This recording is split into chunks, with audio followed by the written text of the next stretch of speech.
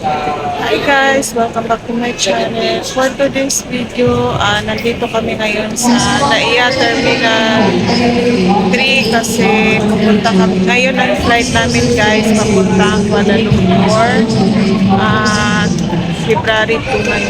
So guys, kapag hindi ka pa nakapagbayad ng travel, merong counter dito ng travel tax. Dito yan sa NAIA Terminal 3. Pagpasok mo ng gate 2, ayan yung gate 2 dito guys. Pagpasok mo, ayan, tapat na siya ng gate 2 na babayaran ng travel tax.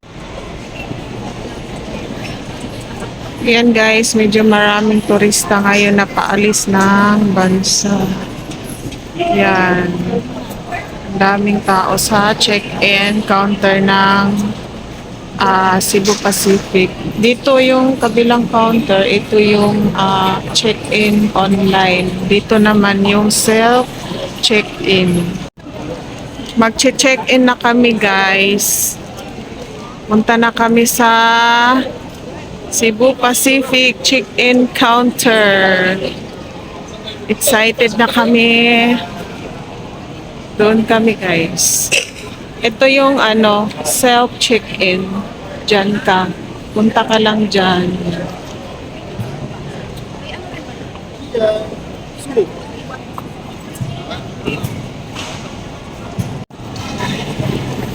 Ang haba ng pila guys sa kahit naka-online check-in ka, mahaba ang pila. Tapos, doon kami pupunta sa yung hindi naka-online check-in kasi hindi pa naman kami nag-online check-in dahil gusto ko makapag-request ng upuan na sunod-sunod kami. So, dito na guys. Ayan, daming tao.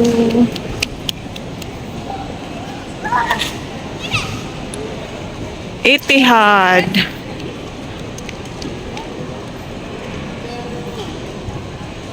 Dito tayo pupunta sa International Check-in Counter.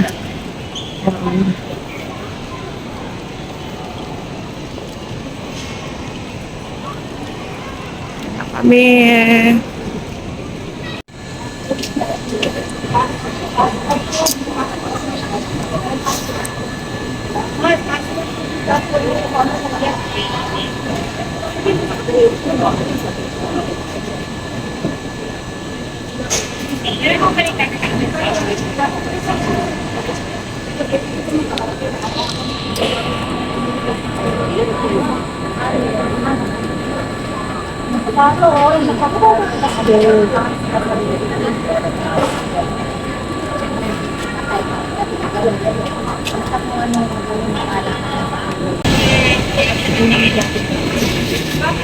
Magalit din ang pag-tapos.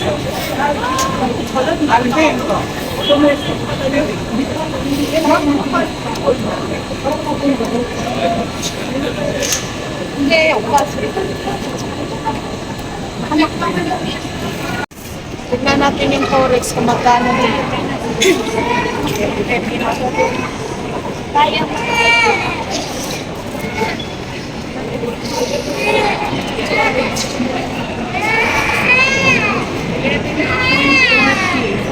Yung kahapon 60. Ay, na 11.40.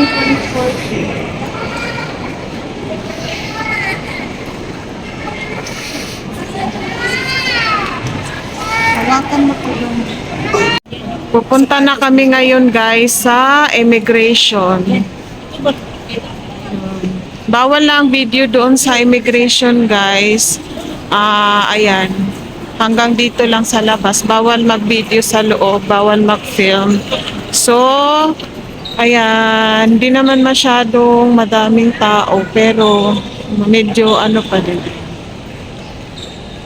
Guys, papasok na kami sa...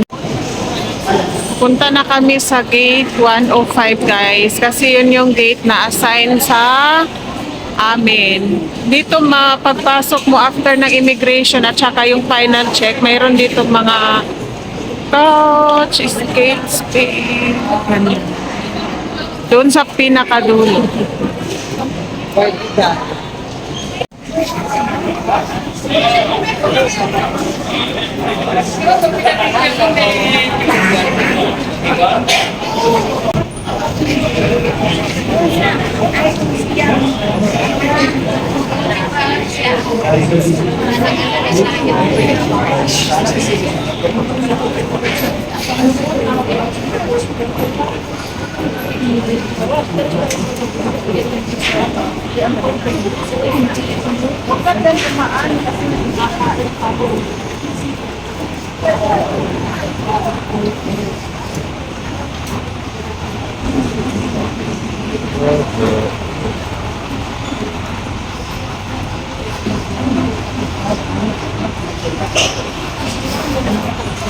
Rice mo.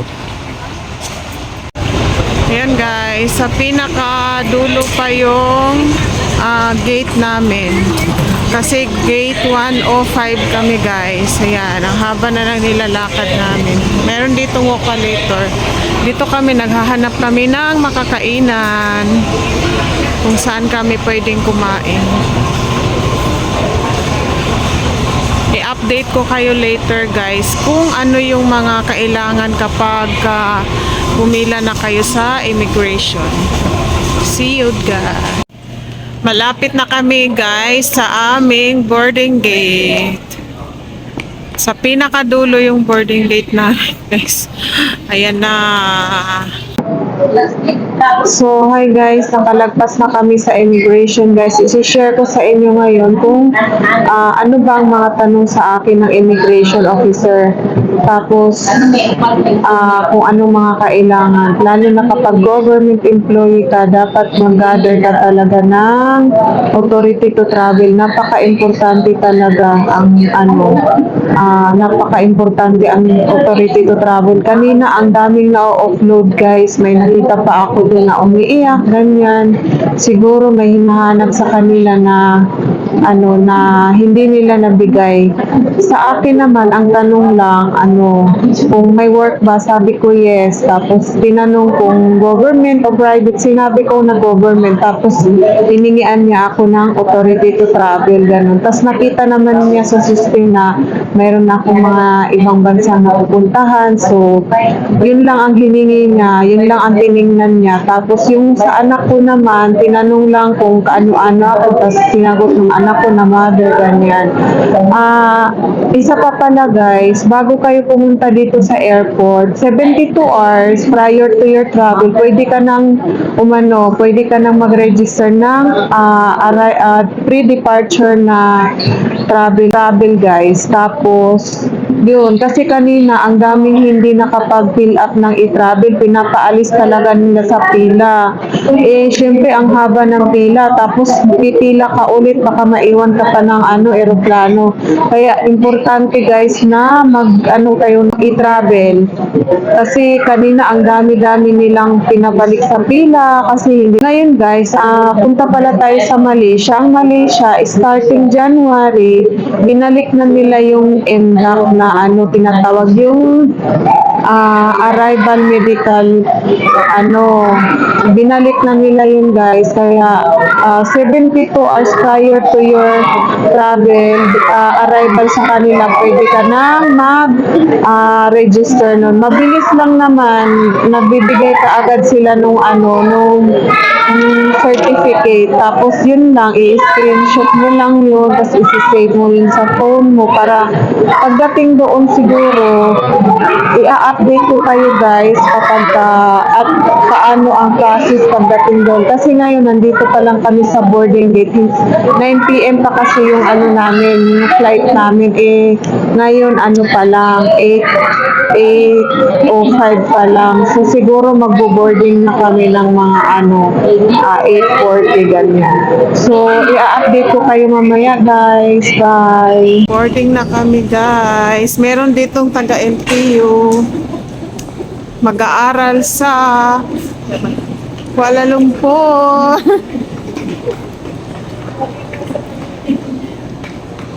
EJ, yung mo. Boarding. Te, i-ready mo muna yung mo, te.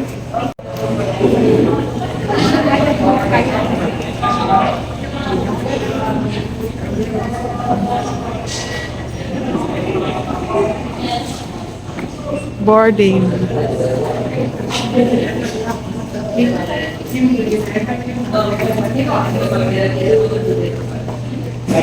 morning, departing for governors. At 958-501, please board the aircraft after boarding gate 06. Masaya this is your last and final.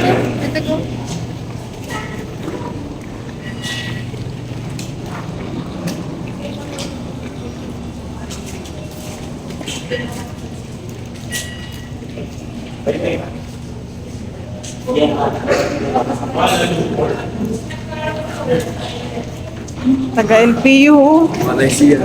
Lycian. Boarding na kami.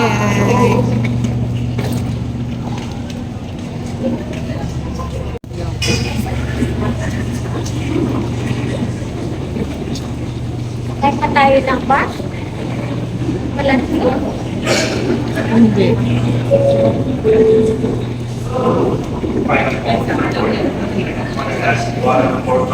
Oh, kaway-kaway. Ay, wala lang natin.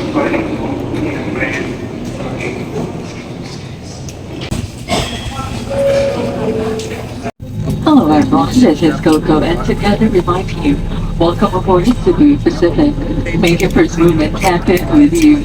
We are now ready to depart for Kuala Lumpur, Malaysia.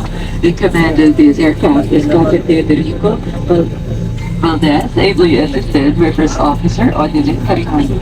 Our flying time is approximately 3 hours and 30 minutes.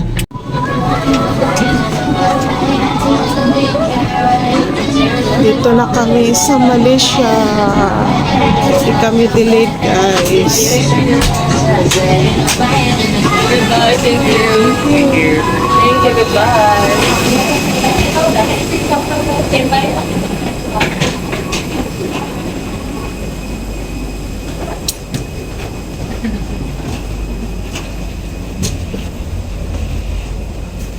Jade, welcome to Kuala Lumpur, Malaysia. Air Asia.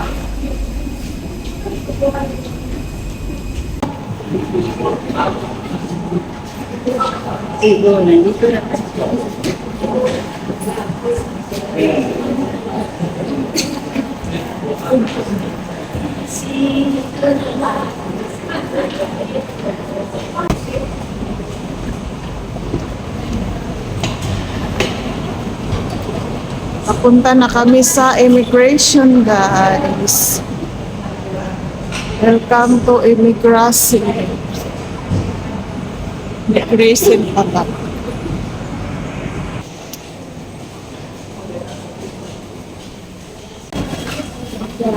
Hilwaar ang ano nila.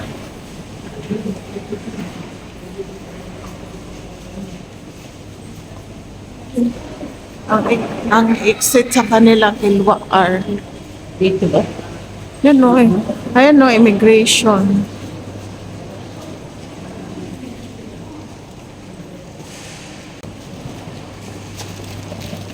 Perto Kalandalan. Dalang. Nigari.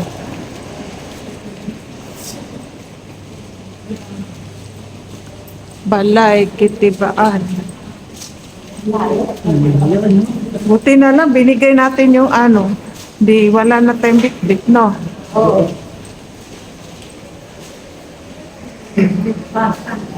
Una.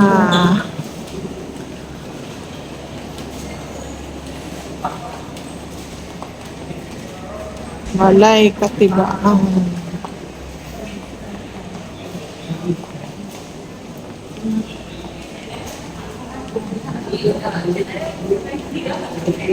Mayroon na ditong ano. Yan. Kaso wala pa tayong ano. Ay, wala pa tayo pera. Yan.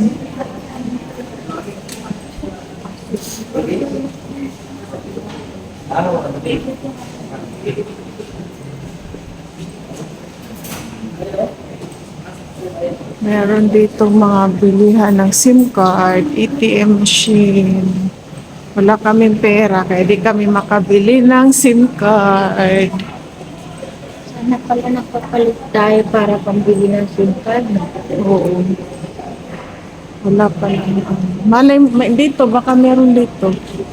Exchange, ano.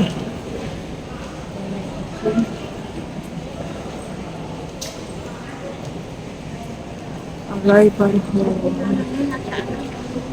Tapos kasi immigration na yata to. So guys, nakalagpas na kami sa immigration. Ang tinanong lang sa akin is kung ilang days kaming mag-i-stay sa Malaysia at saka kung may hotel ba. Tapos yun, mabilis lang naman ang ano guys. Tapos tiningnan pala nila yung MDAC, yung declaration, medical declaration ng Malaysia. Kasi starting ng January 2024, binalik nila yun guys, parang sa Singapore. So ayun, pinakita ko lang yung yung screenshot ko, tas okay na, tinataka na kaagad yung passport ko. Wala naman masyadong tanong guys, maluwag yung immigration nila. Tsaka mabait naman yung officer na na-assign sa akin. Sa anak ko naman, tinanong lang kung sino ang kasama. So sinagot naman niya is mother ko, ganyan. Tas tinataka na din yung kanyang passport. So ayan guys. Tapos nagpapalit pala kami ng konting pera guys para makabili kami ng ng SIM card kasi hindi ako nag-purchase sa Klook ng ng SIM card. So nakapagpapalit kami dito sa airport ng konting halaga lang kasi ang pangit ng ang pangit ng palitan nila dito sa airport. Doon na lang kami sa labas magpapa-exchange. So, i-end ko na tong vlog na about sa Philippines to Malaysia guys at mag-a-upload ulit ako ng iba pang mga video. Maraming salamat sa panonood ng aking vlog. Please don't forget to like and subscribe my YouTube channel. Thank you.